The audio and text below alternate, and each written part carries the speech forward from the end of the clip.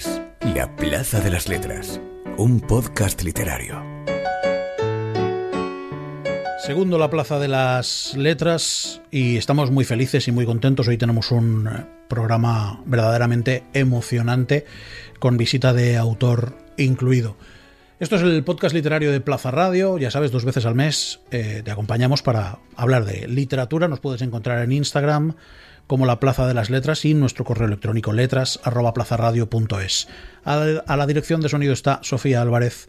Yo soy Aitor Pilán de Miguel y conmigo están Javier Alandes y Mamen Monsorio. Muy buenas. ¿Qué ganas tenía de veros? 2 semanas sin veros. Perdonadme la voz, que parece que he hecho gárgaras con cristales y chinchetas, pero es que llevo un catarro importante. No, pero apenas se nota, ¿eh? Bandido. Bueno, como digo, esto es La Plaza de las Letras. Mamen, ¿tú estás bien? ¿Tus 2 semanas bien? ¿Todo en orden? Lo cierto es que yo también llevo un catarro importante. Pero entre todos vamos aquí a conseguir que se note lo menos posible. El único que se mantiene incólume de momento soy yo. Y también tenía muchas ganas de volver aquí, a este lugar que ya es casa. Esto es casa, efectivamente. Bueno, pues como es casa, vamos a empezar con la primera habitación.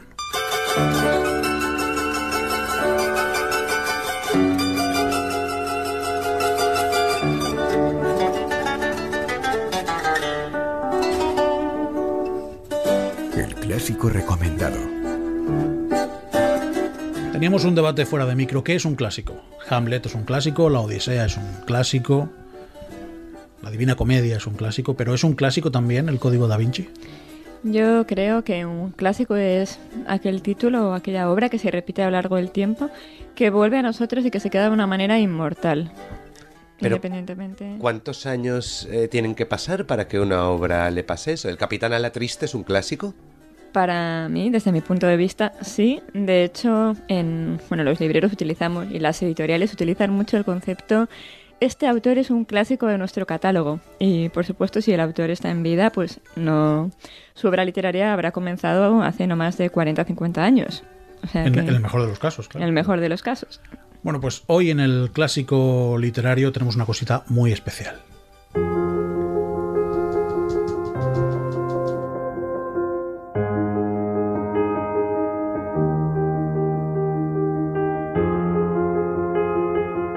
Llamadme Ismael.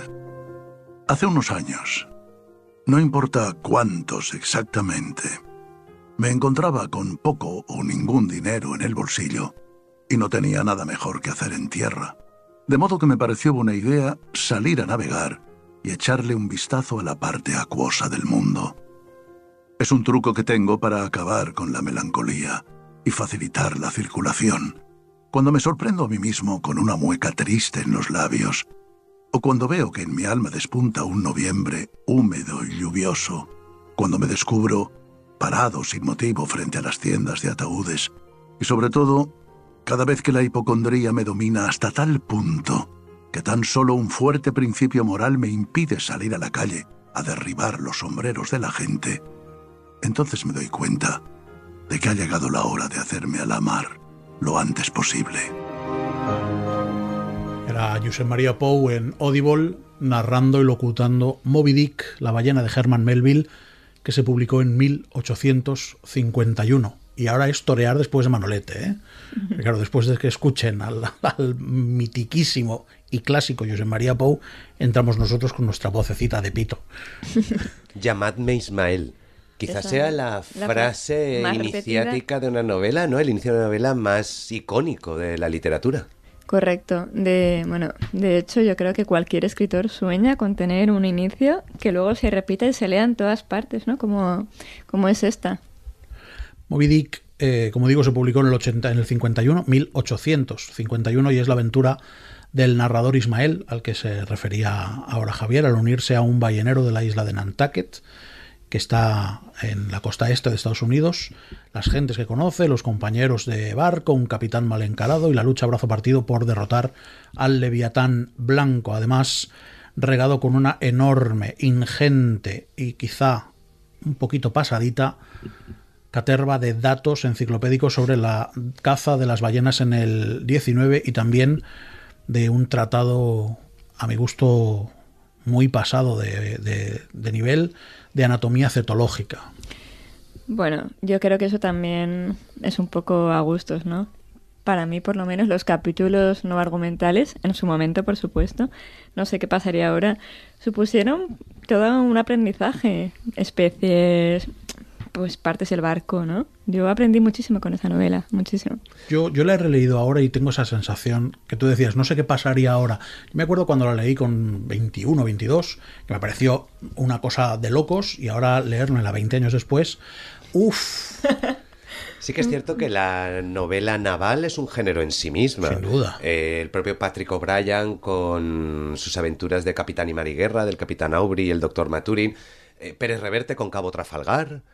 No sé, es un género que viene cada cierto tiempo, pero sí que es cierto que a día de hoy pues es una lectura para la que tienes que entregarte un poco. Tienes que entregarte un poco. Pero Moby Dick es un clásico, es maravilloso. Es la aventura marítima de todos los tiempos. Dicen que es la Odisea americana, ¿no? Dicen que es la gran novela americana. Yo discutiría, me quedaría con alguna de Pinchonantes, pero estamos hablando de Herman Melville, de Moby Dick en su estilo, y hay que entenderla en su contexto. Nos encontramos a principios del siglo XIX. Estados Unidos atravesaba posiblemente la mayor época de esplendor de su jovencísima historia. La industrialización, la construcción del ferrocarril, la inmigración de todas las partes del mundo a Estados Unidos buscando esa tierra de las oportunidades, y en ese caldo de cultivo da lugar a un realismo simbólico en el que esta novela desde luego luce como el mayor exponente de esa categoría del siglo XIX en Estados Unidos. Es un texto perfectamente bien descrito, como tú decías, en los capítulos no argumentales. Es que no te sobra una maroma, es que te describe hasta el tornillo que sujeta el ancla. De hecho, a mí, más que la impresión de que hay demasiadas páginas, me da la impresión de que él hace un esfuerzo tremendo por condensar todo lo que tiene en su cabeza al respecto en las mínimas páginas posibles, porque es lo que acabas de decir.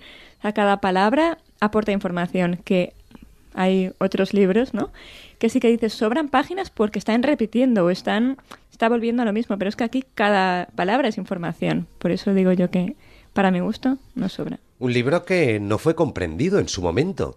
No fue un éxito. Realmente Melville tampoco fue un novelista de grandísimo éxito en vida. Y fue a partir de su muerte cuando se recuperó la propia Moby Dick, Barleby el escribiente, y fue cuando el público se dio cuenta que tenía delante de sí una gran aventura. Esa búsqueda del cachalote blanco por parte del Capitán Ahab. Personajazo, el Capitán Ahab, personajazo. Sale muy poco para mi gusto. Sí. Muy poco. Sí. De hecho, dicen que él empezó a recibir algunos correos, ¿no? A día de hoy serían correos. Algunos emails. Recibió emails. Empezó a recibir como reseñas positivas de ingleses, de americanos, al final ya de su vida. Pero él no, se le discriminó por esta obra. Él lo pasó mal por esta obra. Qué curioso, ¿no? Como acaba de decir Rodrigo, qué ignorantes. Que en el texto encontramos un enorme simbolismo, y ahora la pregunta que yo os hago es, ¿quién es Moby Dick? Wow. ¿Es el padre de Herman Melville? ¿Es Dios? ¿Es Hacienda? Bueno, pues Moby Dick no deja de ser... ¿El karma? Sí, un poco. El objeto de obsesión. No deja de ser el objeto de obsesión, en este caso del Capitán Ahab.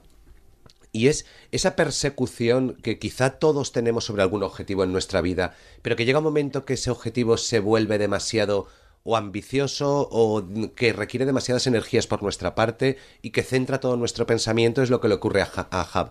Y Ahab envuelve a toda la tripulación en esa búsqueda loca del cachalote blanco. Pues me acaba de encantar esta interpretación, me acaba de encantar muchísimo. Yo siempre lo había visto más como que cuando alguien se convierte en tu enemigo haciéndote daño, si tú en lugar de perdonar o ir a tus cosas te obsesionas con devolvérsela, con la venganza, eso acaba volviéndose también contra ti, ¿no? Tarde o temprano, sobre todo por todo el tiempo que no puedes disfrutar de, en este caso, ¿no? Su profesión de marinero, de capitán de barco, pero también si sigues con tu obsesión, pues eso puede suponerte un final, que es lo que pasa en este caso, ¿no? Para ti, y como bien has dicho, para todos los que embarcas en esta aventura de venganza. Una curiosidad, Ahab, el capitán, se llama así por el rey que dio la espalda al dios judío para adorar a Baal, el dios sumerio. Toma. Me parece algo curioso, por eso hacía la pregunta de si acaso la ballena la tripulación del Pequod, el barco, sí. está compuesta por gente de multitud de nacionalidades. Es decir, hay multitud de nacionalidades europeas, hay un suizo, hay un inglés, hay un noruego, hay un español en la tripulación del Pequod. Pero sobre todo, los principales puestos, que son los arponeros, los ocupan gente que culturalmente está muy relacionada con la muerte.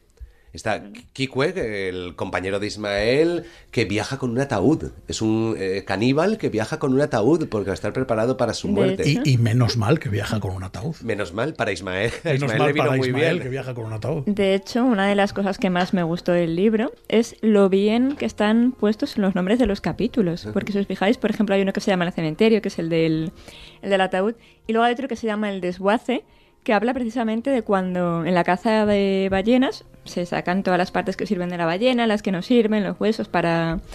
Y me encantó, o sea, me parece como el inicio de los inicios de las metáforas. Al final del programa os anunciamos cuál va a ser el siguiente clásico, pero de momento seguimos.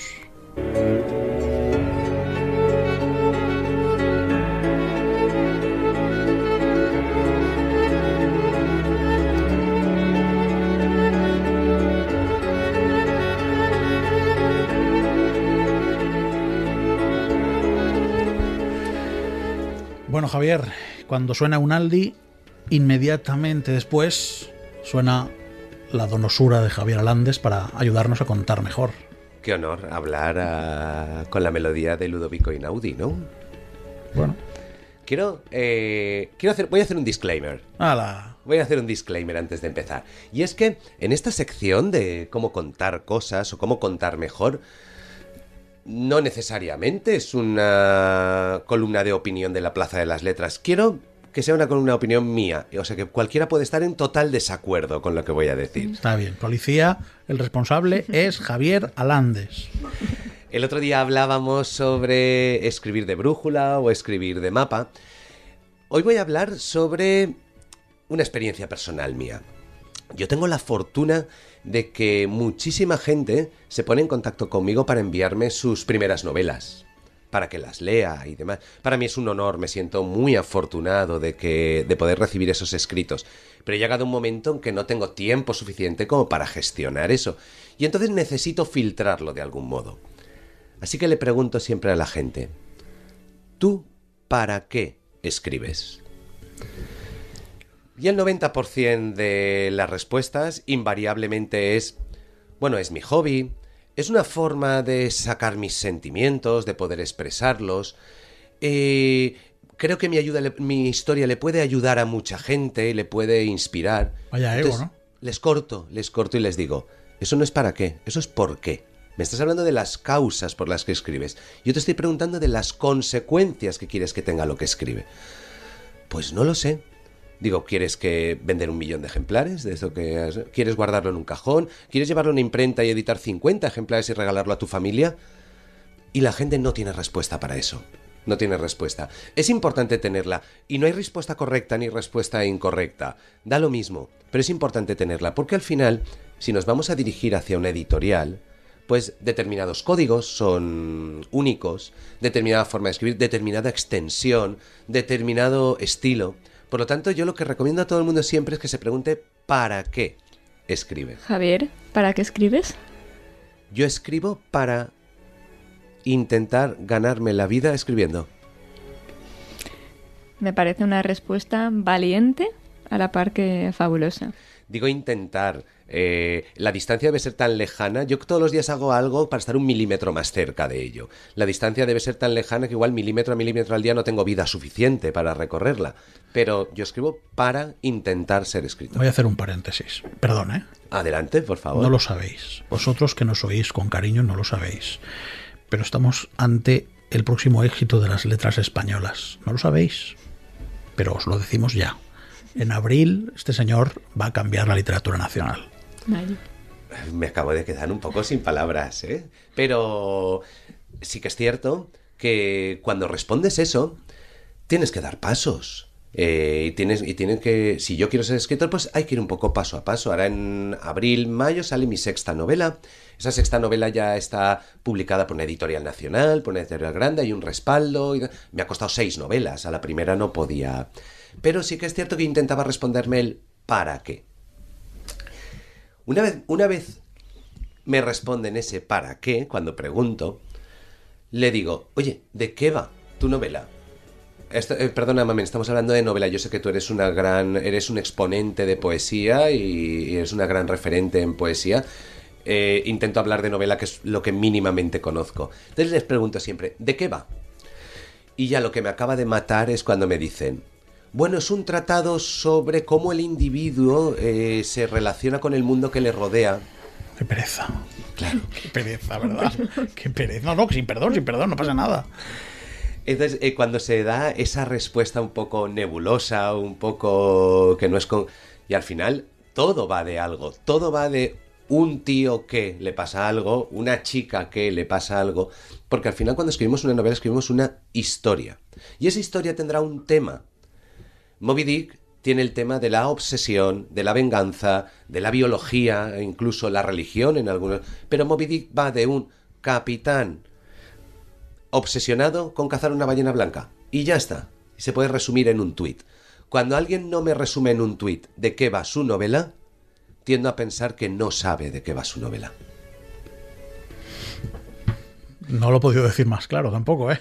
Pero advierto, he hecho un disclaimer anteriormente, ¿eh? Esta no es la opinión de la Plaza de las Letras, es solo mi opinión. Bueno, te diré que yo estoy bastante de acuerdo, ¿eh?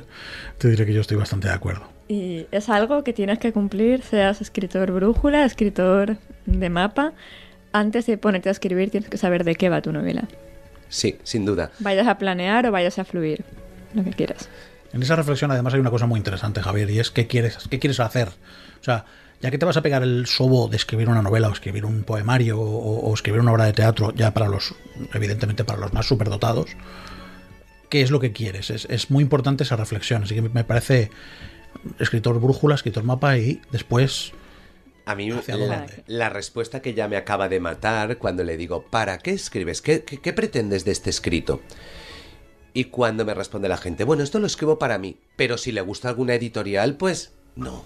No, es decir, o lo escribes para ti o lo escribes pensando en editoriales, porque son formatos y estilos completamente distintos. Bueno, déjame hacer un hincapié. En el caso de la poesía, por ejemplo, sí que hay mucha gente, de hecho, en ese grupo suelen incluirse los mejores, que sí que escriben para ellos, escriben para pues sanar una emoción que tienen ahí atascada, o simplemente para entenderse mejor o plasmar por escrito cualquier cosa que están sintiendo, ¿no?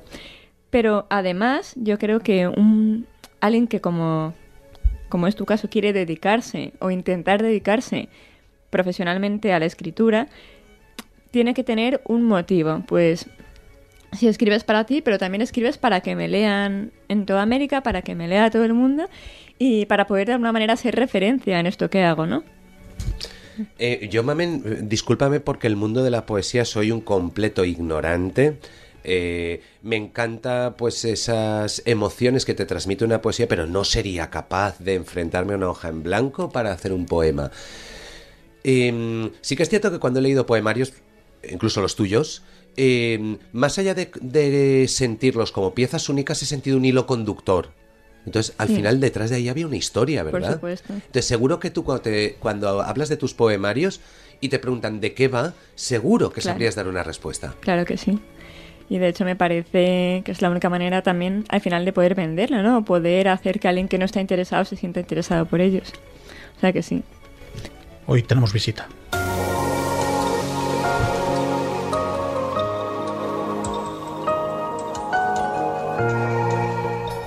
Hoy estamos felices, hoy viene al estudio a visitarnos un argentino que hace más de 20 años que vive en España y que nació hace más de 50, que es periodista desde que se licenció, pero que es escritor desde que nació, porque esa manera cadente y lujosa de contar historias se lleva en la sangre y si no, no se lleva. Viene a presentarnos Melville, sin E, editado por Literatura Random House, y hoy, como digo, nos acompaña en el estudio para hablar de una obra que desnuda de una vida inventada, que es la del padre del autor de Moby Dick, y lo hace con una prosa que recuerda a la mejor novela rusa, cargada de estilo, y algo que me ha gustado mucho, que no tiene ninguna condescendencia con el escritor al que considera inteligente. Rodrigo Fresán, muy buenas. Hola, ¿qué tal? ¿Cómo están? Felices de tenerte aquí. Yo también. Claro que no me licencié nunca. De hecho, no tengo el colegio primario terminado, digamos las cosas como son. No se nota. No se nota, así que está todo bien. La verdad. Eso da esperanza de que no es una condición necesaria, ¿verdad? Efectivamente. Bueno, se dio por una cantidad de cosas externas, pero para la ley argentina yo está tipificado, soy semi-analfabeto. O sea, sé leer y escribir, pero no terminé el colegio primario. Voy a reiterar, no se nota. Bueno. No se nota. Los niños sigan estudiando todos, no hagan como yo. Y acaben. Como digo, viene a presentarnos Melville, un libro en el que habla de la relación paterno-filial entre Melville, el autor de Moby Dick, y su padre, del que no hay información biográfica. Pero la primera pregunta es la más fácil y a la vez la más difícil, Rodrigo. ¿Qué vamos a encontrar en estas páginas? Bueno, es una historia de padres e hijos, ¿no? Que para mí es uno de los grandes temas de la literatura, como son las historias de la familia, ¿no? Como decía Tolstoy, aquello de las... Tú empezaste hablando de la novela rusa, las familias felices y las familias tristes. Entonces, a mí me intriga mucho, especialmente desde que soy padre, hace 15 años, el tema de padres e hijos. Siempre me impresiona mucho el cómo uno, en tanto padre, empieza convencido de que está escribiendo a sus hijos y al poco tiempo descubre que los hijos te están reescribiendo a ti, ¿no? Y el libro un poco de eso. Está Herman Melville, el autor de Moby Dick, está Alan Melville, el malhadado y fracasado padre de Herman Melville, pero en realidad yo vuelvo a insistir en algo que a mí me interesa mucho, que es el misterio de la vocación literaria, de dónde viene, ¿no? Yo no tengo conciencia muy clara de eso, desde siempre quise ser escritor, no había plan B, ¿no? Entonces... Vale, esta semana, leyendo una entrevista tuya, hemos leído precisamente eso, que tú dices que querías ser escritor incluso antes de saber leer y escribir. Sí, estaba convencido de eso. Bueno, soy el típico hijo de una pareja clase media intelectual argentina de los años 60. Había una gran biblioteca en mi casa, había un tránsito constante de escritores.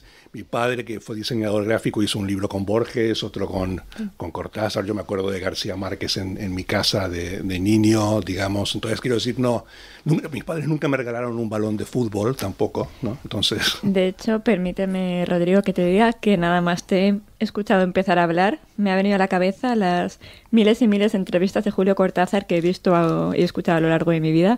Creo que tienes una similitud en su voz. Ah, sí. Exagerada. Bueno, Julio Cortázar He también. He sentido miedo, como la reencarnación de Julio Cortázar aquí. Bueno, no, demasiado. Pero... Fíjate, Rodrigo, disculpa. Esa vida fabulada del padre de Herman Melville, sí, de Alan Melville, que sí que partes de ese hecho real, ¿no? Que es el cruce del río Hudson congelado y esos últimos días de vida. Al final... Herman Melville, tú corrígeme por favor, yo creo que cuando falleció su padre cuenta con 12, 13 años nada más. 12 años. Pero ya ha vivido muchas de las desventuras de su padre y demás. Sí. Es como... Yo lo que he sentido al leer esas páginas es cómo esa infancia forja al escritor. Bueno, la vocación literaria tiende a ser una vocación infantil, ¿no? Hay escritores tardíos y algunos muy buenos, como Lampedusa, que escribió El gato pardo. Bueno, fue póstumo la novela, ¿no? Pero también era una fantasía arrastrada desde la infancia. Yo creo que la vocación literaria es algo tan inconsciente y a la vez tan demencial como idea, de decir, quiero ser escritor, que solo la puedes tomar en tanto eres niño, ¿no? Y en lo del libro, lo que decías es cierto. El libro, los 3 puntos verídicos y auténticos que narra el libro son este cruce del río Hudson congelado por parte del padre de Melville, el hecho de que el pequeño Melville estuvo a los pies de la cama mientras el padre tuvo una agonía delirante durante varias semanas, y el añadido de la E al apellido de parte de la viuda para escapar a los acreedores y para darle a sus hijos una idea de nuevo principio, ¿no? Pero yo después a todo esto incorporo todas mis taras y mis tics. O sea, quiero decir, aunque sea cronológicamente imposible, en el libro aparecen los Beatles, Stanley Kubrick, Franco Battiato, que Bob Dylan. Que te acompaña Sí, siempre, toda la vida. sí, siempre son mis santos protectores, ¿no? Siempre les rindo a Kurt Vonnegut, ¿no? Yo tengo aquí una pregunta. Dylan, los Beatles, Kubrick, Sí, ¿qué te aportan? pues muchísimo, la verdad que son... Bueno, es la música que escucho mientras escribo. También filtrándola de tanto en tanto con algunas dosis muy fuertes de Sálvame, de tertulias de la tarde, porque eso me reconcentra, El me guilty lleva... pleasure, ¿no? No, es la verdad, pero mientras escribo, yo sé todo de lo que está ocurriendo ahí. Estoy muy informado. Pero sí, son todos compañeros de viaje, no los de Sálvame, ¿eh? Los de Sálvame es una circunstancia. Y Rodrigo, ¿por qué escoges este personaje para abordar todos esos temas? Bueno, a mí Melville siempre me interesó, me parece un escritor increíble, es un escritor al que se tiende a considerar, es una especie del Van Gogh de la literatura, en tanto fue considerado un fracaso absoluto en vida y luego se lo redescubrió. Pero yo siempre digo, no es ni el fracaso de Van Gogh ni el fracaso de Melville, es el fracaso de sus contemporáneos de no haber sabido leer eso y haber visto eso. La obra es la misma y no, quiero decir, son adelantados a su tiempo, ¿no? Pero básicamente lo que más me interesó fue ese momento del cruce del río. Me impresionó muchísimo que el padre de Alan Melville aparece muy poco en las biografías de Melville porque muere muy, muy joven. Y pensar inmediatamente, decir qué lástima que no lo cruzó con el pequeño Herman, porque se hubiera explicado una cantidad de obsesiones posteriores, la blancura, el hielo, el agua solidificada, etcétera, etcétera. Pero en tanto escritor inmediatamente pensé, pero pues yo puedo hacer que lo crucen juntos, o sea, porque si voy a escribir una novela y soy escritor me puedo tomar ese tipo de libertad. Y entonces en realidad todo el libro es un viaje hacia esa reescritura de ese momento real, ¿no? Da la sensación, perdón Javier, dale. Fíjate, Rodrigo, que tu obra es prolífica, llevas una cantidad de obras importante a tus espaldas, pero sí que es cierto que previamente a la publicación de Melville pues se publicó ese tríptico, ¿no? Sí. que lo componen la parte inventada, la parte soñada y la parte recordada. Sí. Me ha llamado mucho la atención cómo en la parte recordada el protagonista ya fabula con hacer una biografía sobre Alan Melville. No, sobre ese momento además también incluso, ¿no? Pues el protagonista de esos 3 libros es un escritor, es alguien que ya no puede escribir más. Un escritor. Ya no es un escritor siquiera. Entonces, de algún modo, el libro es una doble redención, es una redención de la figura de Alan Melville, un ilustre desconocido, y además de mi personaje que no podía escribir. Bueno, yo escribí el libro que él no pudo, ¿no? Y en cierto sentido es suyo, ¿no? Ese tipo de easter eggs o de conexiones entre novelas también es muy de tu estilo, también es muy propio tuyo. Sí, me gusta mucho, pero es que me gusta mucho cuando me lo hacen, entonces me gusta saberlo. Claro. Es una cuestión así... O sea, yo lo he disfrutado muchísimo en libros de Salinger o de Kurt Vonnegut o de... Bueno, los cruces multidimensionales de la Marvel, todo lo que quieras en ese sentido, ¿no? Y además la vida está construida así también, o sea, no es algo particularmente irreal, ¿no? Pero entonces tu obra es un gran cuadro, es una mansión llena de estancias. Sí, bueno, yo cuando me preguntan yo tiendo a pensar que es un solo libro, y la sensación que tengo yo es que es una casa que voy añadiéndole o voy explorando habitaciones que estaban cerradas y prendo y apago la luz indistintamente, pero está todo básicamente conectado, ¿no? Cuando acabas, Rodrigo, los 3 anteriores libros, ¿cómo te enfrentas a un libro como Melville después de dejártelo todo en esa trilogía? Bueno, además coincidió con lo del coronavirus también. Era una atmósfera como muy... Quiero decir, la tentación de ser un escritor estaba allí, digamos. Yo juego religiosamente todas las semanas al Euromillón, o sea que quiero decir, si me lo hubiera ganado... Y pierdes religiosamente también. Martes y viernes. Martes. 2. Bien. No, como viernes. No, perfecto. ¿Por qué me tomas? Y quiero decir, si me lo hubiera ganado, probablemente este libro no estaría hablando con ustedes ahora, porque no es que hubiera dejado de escribir, pero me hubiera tomado un descanso, porque fueron 10 años y 2000 y pico de páginas. Pero bueno, tenía yo otro libro iniciado que era un poco futurista, distópico, y me dio mucha pereza, realmente, en el contexto ese. Además dije, van a venir 500.000 novelas con peste, distopías que están empezando a llegar a nosotros. Entonces me fui al siglo XIX, que es un sitio donde me la paso muy bien, ¿no? No hay teléfonos móviles y no hay... Bueno, también es un sitio donde te pescabas un simple resfriado y te morías también. Aquí, digamos las cosas hasta como hace 4 son, días ¿no? eso era así. Como el padre de Herman Melville, ¿no? Una de las sensaciones que yo he tenido leyéndote es lo que decía al principio, que no tienes ningún tipo de condescendencia con el lector. No eres amable. Le expones tu literatura de un modo absolutamente abrupto y si quiere bailar, adelante, y si no, que busque otro libro. Pero yo creo que eso es ser amable, me parece. Sí, me parece muy honesto. O sea, mis grandes experiencias como lector han sido siempre, no me gusta decir dificultosas, pero sí complejas y exigentes, y he salido del otro lado mucho más feliz de lo que era antes, ¿no? Yo también soy un gran lector de... O sea, yo hago un distingo, ¿no? Hay narradores y hay escritores, ¿no? Hay narradores que son más bien funcionales, algunos muy buenos, ¿no? Y que yo los disfruto enormemente, otros no tanto. Y los escritores tienen como preocupaciones como el estilo, esas cosas un poco más sofisticadas, digamos, ¿no? Y algo que yo creo que nos ha llamado la atención a los tres es que está contado en forma de cuento, en forma de fábula. De hecho, tú repites varias veces que crees que para que la información llegue al lector como tiene que llegar, tiene que estar contado así, no en forma de novela. ¿Por qué? Bueno, en ese sentido, yo soy un convencido. Uno de los autores que no han tenido ninguna condescendencia conmigo, pero que yo son los que más aprecio, es Nabokov, ¿no?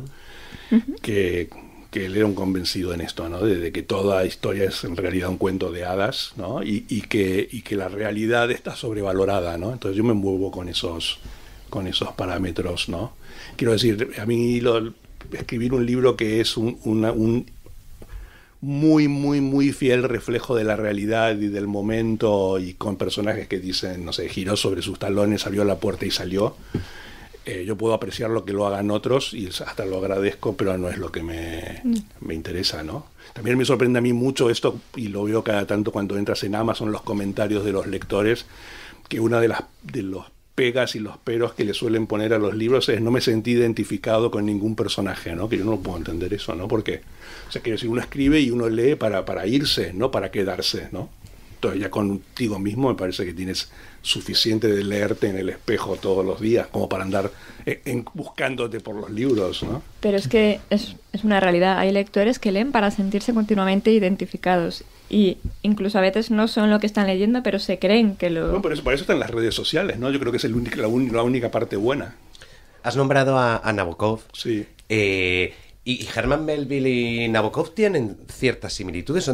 Curiosamente, Moby Dick se considera una de las grandes novelas americanas, pero la verdadera novela americana la escribió un ruso. Sí, Lolita, que es para mí la más grande. Bueno, en la literatura norteamericana está este fantasma siempre, ¿no? De la gran novela americana que todos la van, como Moby Dick, ¿no? La van persiguiendo. O sea, Jonathan Franzen probablemente sea el último ahora que está persiguiendo eso. Y lo fue David Foster Wallace y Pynchon y hasta el principio de los tiempos, ¿no? Pero sí. Ha salido ahora, hace nada, una reinterpretación de la novela de Lolita, pero llevada al campo, que se llama Mi querida favorita, que yo he empezado y de momento recomiendo mucho. ¿Sí? Sí, Mi querida favorita. Rodrigo Fresán, muchísimas gracias por traernos Melville, por no tratarnos como tontos, que eso es una cosa que me gusta mucho en una novela, y muchísimas gracias por venir. No, muchas gracias por la invitación y que vaya todo genial. Un placer. Muchas gracias, Rodrigo. A ustedes. La Plaza de las Letras, el podcast literario de Plaza Radio. Qué buen rato nos ha hecho pasar el argentino, que para ser analfabeto según su propio país, cuidadito, cuidadito, que habla, que escribe y que tiene mundo interior. Una curiosidad, me decía que la portada del libro la ha diseñado su hijo con 15 años. Wow. Eso te pone en perspectiva de la cantidad de inútiles que hay en el mundo, ¿eh? Fíjate que me ha parecido un tipo afable, amable, divertido. Me ha sorprendido muy gratamente que su literatura y su forma de ser no tengan que ir ir cogidas de la mano. Sí, señor. Sino que demuestra una gama de emociones, de sensibilidades, de saberes, de conoceres increíble. Sí, estoy de acuerdo. Vamos a hablar de otro libro, y nos va a hablar, como siempre, nuestra librera de referencia y cabecera.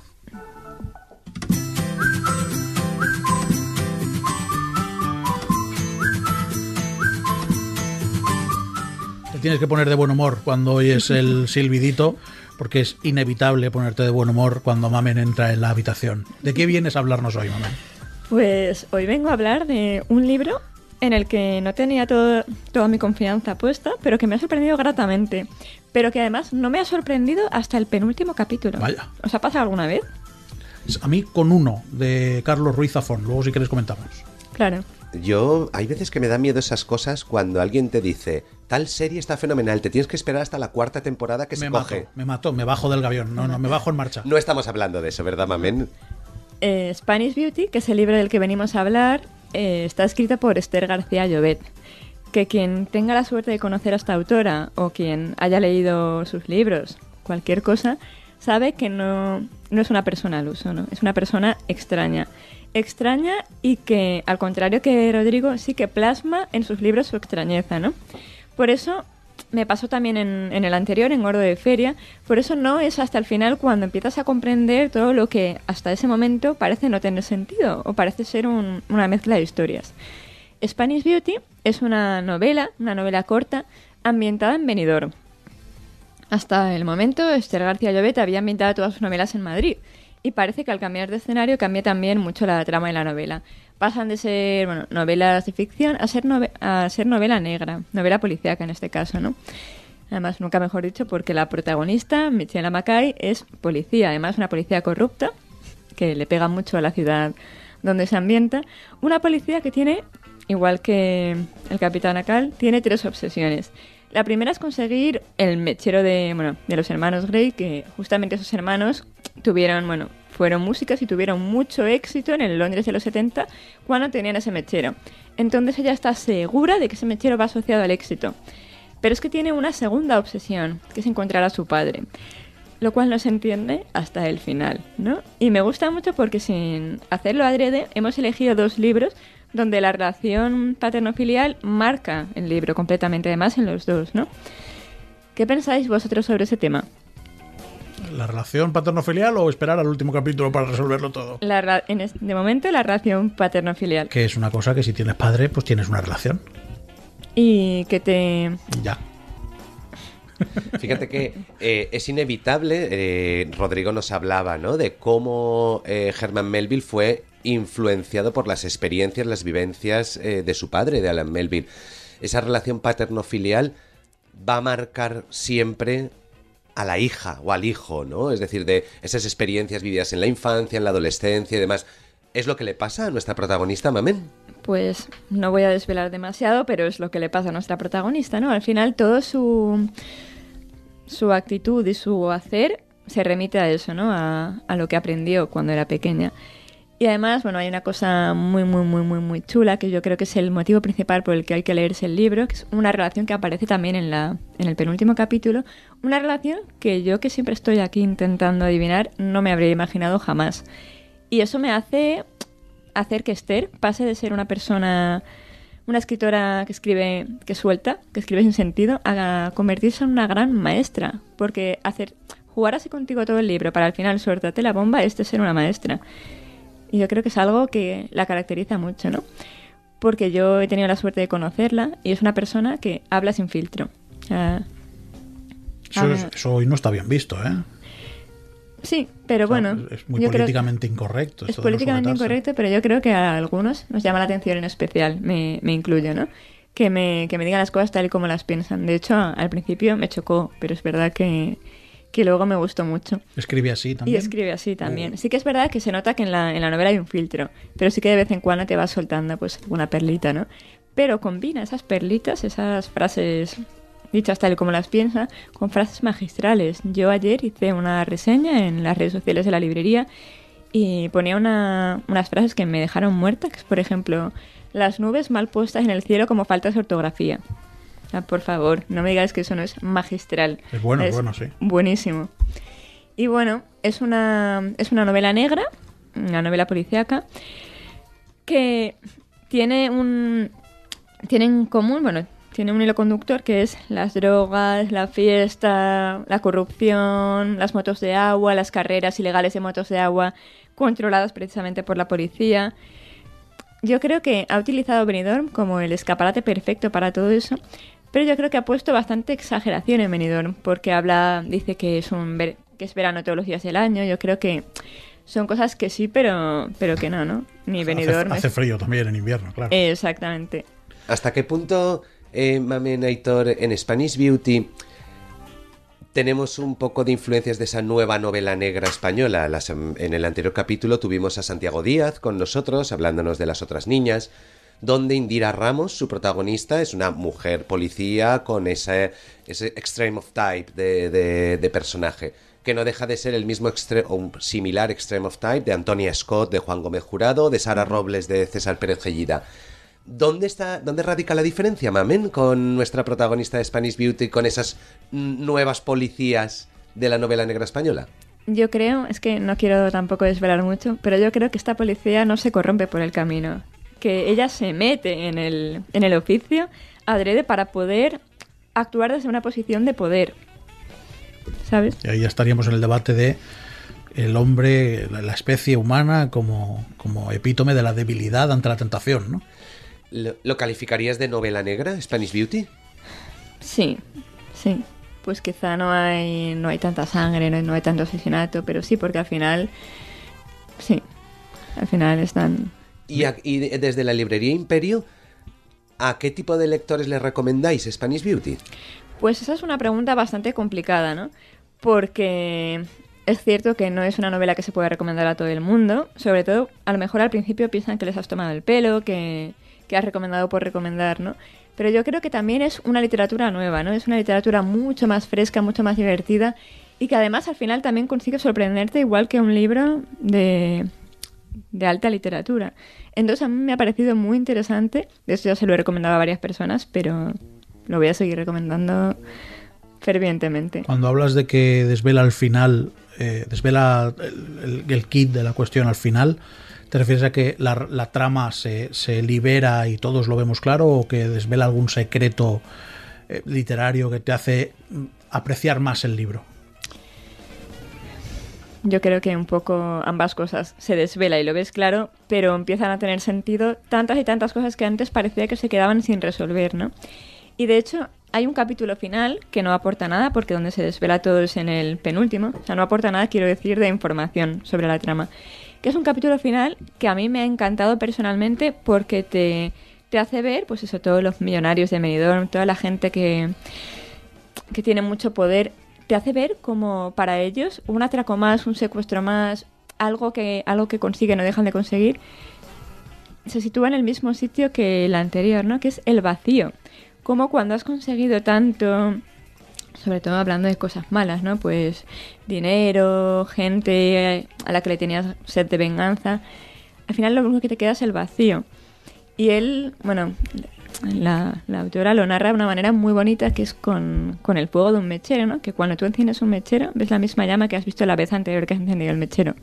Pues eso ocurre lo mismo cuando consigues algo que ya has conseguido previamente. No sé, me ha gustado mucho el final. Me dio mucha paz. Qué bonito eso de un libro, ¿eh? Me dio mucha paz. Desde luego. Qué bonito, ganas de leerlo, desde luego. Como ganas de leerlo tenemos, pues, de un montón de libros. Una lista inacabable. Es que el tiempo es finito. Sí, efectivamente, el tiempo es finito, tan finito como que estamos llegando casi al final.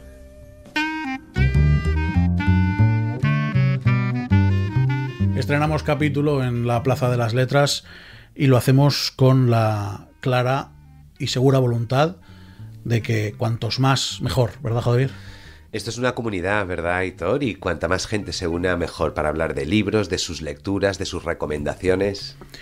Y con esa intención abrimos la Plaza de las Letras a personas, a amigos que están relacionados con la cultura, para que vengan a hablarnos de cuáles son sus libros favoritos, sus lecturas predilectas.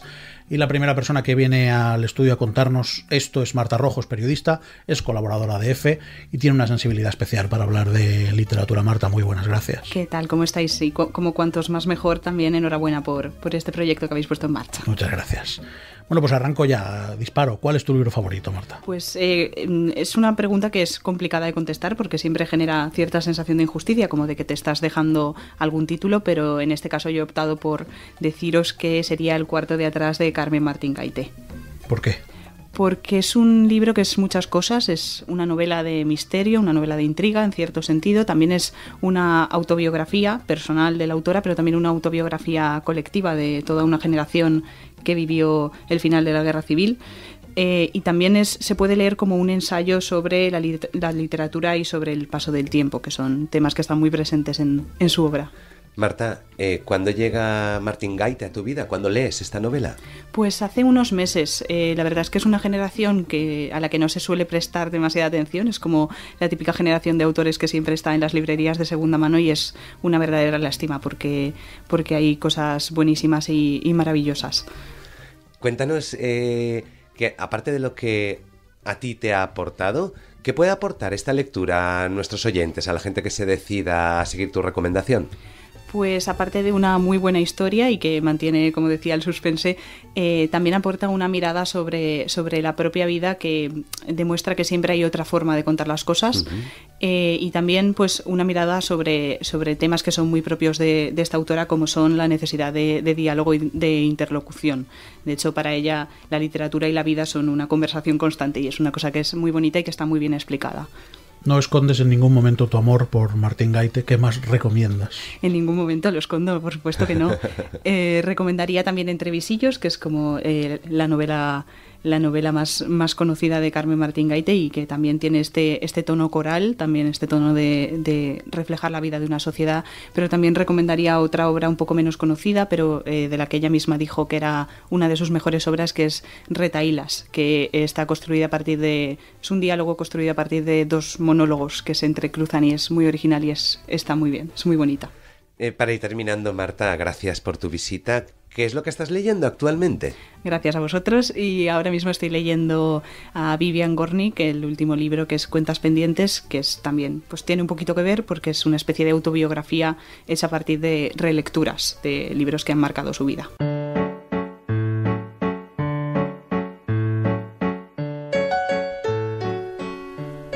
Es hora de marcharnos y estamos muy tristes porque de verdad que es un rato estupendo, ¿verdad? ¿Verdad? ¿Yo qué voy a hacer 2 semanas sin vosotros? Preparar el siguiente. Porque el siguiente arranca con un clásico. Yo voy a dejar en tus manos, he dicho que lo decíamos, pero voy a dejar en tus manos, Mamen, revelarlo o no, por si alguien nos quiere acompañar en estas 2 semanas y leérselo. Pues yo creo que, fíjate, no lo voy a desvelar. Lo voy a dejar en la incógnita. De hecho, algo que llevamos tiempo queriendo añadir es que nos gustaría mucho recibir propuestas, ¿no? Pues nos gustaría que hablarais de este libro, este otro que es más conflictivo, más polémico, a ver qué pensáis vosotros. Pues ahí queda el reto. Ya no sabes. Tenemos una dirección de correo electrónico, ¿verdad, Aitor? Efectivamente, letras@plazaradio.es y en Instagram La Plaza de las Letras. Ahí nos puedes encontrar y decirnos qué te parece, en general, todo. Javier Alandes, muchas gracias. Gracias a vosotros, me encanta estar con vosotros. Mamen Monsorí, muchísimas gracias. Gracias por estar aquí conmigo y formar parte de esta aventura que cada día me gusta y disfruto más. Gracias. A la dirección de sonido ha estado Sofía Álvarez, yo soy Héctor Pilán de Miguel. Esto es La Plaza de las Letras y la radio sigue viva.